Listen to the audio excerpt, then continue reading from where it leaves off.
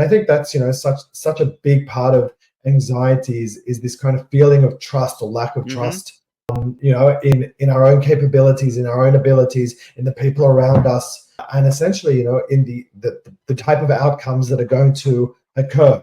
Yeah. There's someone I'm working with at the moment that goes through, and you may resonate with this, every kind of possible situation that could come from any thing she says, any kind of action is taken because there's what if it's the wrong decision? What if it's the wrong outcome? And it's just a question of, well, there isn't necessarily, like, there can be less favorable outcomes, but we're going to make mistakes. We're going to Yeah. do the wrong thing. We're going to, sometimes it's going to turn out well, and sometimes we're not going to turn out well. And so it's just a question of, can we be okay with whatever the outcome is, rather than being stuck and frozen in this kind of fear and anxiety of, well, what if it turns out this way? Or what if it turns out that way? Yeah. No, I get that completely. Well, that's so cool though. You went to Mongolia for 4 months like that. That had to be amazing, Ben. That had to be, oh man, I don't even know, dude. That would just be amazing in general. Just being out there and just seeing the sights and the creatures and things you see while you're out there. Dude, that's awesome. That's so cool. I didn't. That's so awesome to hear, though. And do you meditate by chance? I'm just kind of asking questions because I know a lot of the last person I talked to, Stephanie, she mentioned meditation, and I don't know if that's a big thing in your practice, or things you suggest for people to help them, ease their minds and things like that. Because I know meditation is great for a lot of things, and a lot of people sleep on it and don't understand, and they think it's all the kind of weird, goofy thing they see in movies and TV shows, but it's really not, guys. It's a good way to kind of calm your mind and things like that.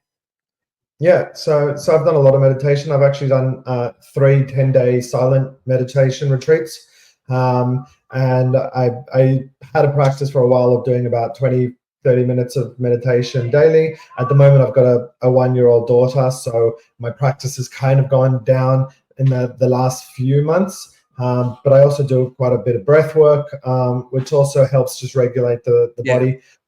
Something really big for meditation, which I think a lot of people don't realize, is they think that they just need to sit there and come into this kind of Buddha state, this like enlightenment state, and I'm going to have no thoughts, and I'm going to just be able to sit there, and I'm going to be, and the practice isn't sitting and reaching this feeling of like emptiness and no thoughts and whatever else. It's the practice is coming from a kind of what they call monkey mind, where we are constantly just thinking about everything, and then we'll just, if you notice your thoughts, we'll just kind of jump from thought to thought to thought, and then something will pick up our mind here, and we'll follow that thought, and then we'll think about this, and we'll think about that, and then within 2 minutes you're like, how the hell did I get to this? Why am I thinking of this? I started thinking of that, and this, like, how did I get here?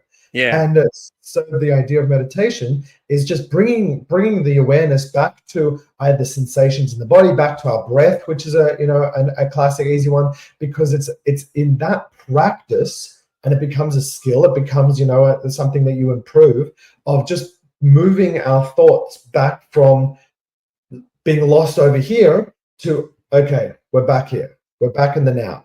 We're back, Yeah. just following the breath, following, where I'm at.